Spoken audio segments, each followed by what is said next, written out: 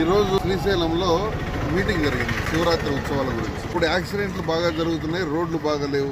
ముఖ్యంగా ఈ రోడ్డు వాహనాలకు బాగా పాడైపోయింది, ఆత్మకూరు నుంచి దూరణాల వరకు. ఇప్పుడు నేను శ్రీశైలంలో మీటింగ్ అయిపోయిన తర్వాత చూస్తే ఒక్క బండి కూడా సైడ్ దిగరు. ఒక్కొక్క బండి దగ్గరగా 7 ఫీట్లు 8 ఫీట్ల హైట్ వేసుకుంటున్నారు.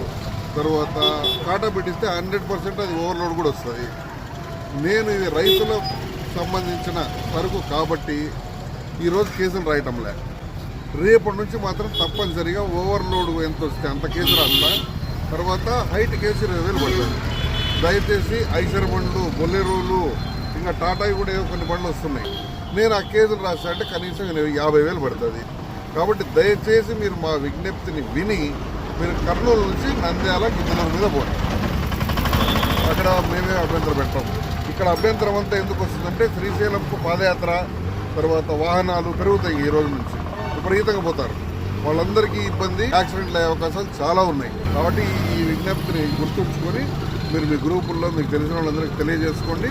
ఈరోజు మాత్రం నేను ఇక్కడ నిలబడి అన్నిటి పంపిస్తున్నా, ఫోటోలు తీసుకుంటా. 1, 2 తగిలిస్తా, రేపు మీకు అర్థమవుతుంది నేను చెప్పిన నిజమా అబద్ధమా అనేది. దయచేసి మా రవాణా శాఖ విజ్ఞప్తిని మీరు మన్నించి మమ్మల్ని ఇబ్బంది పెట్టదని మీరు ఇబ్బంది పడతారు. థ్యాంక్స్.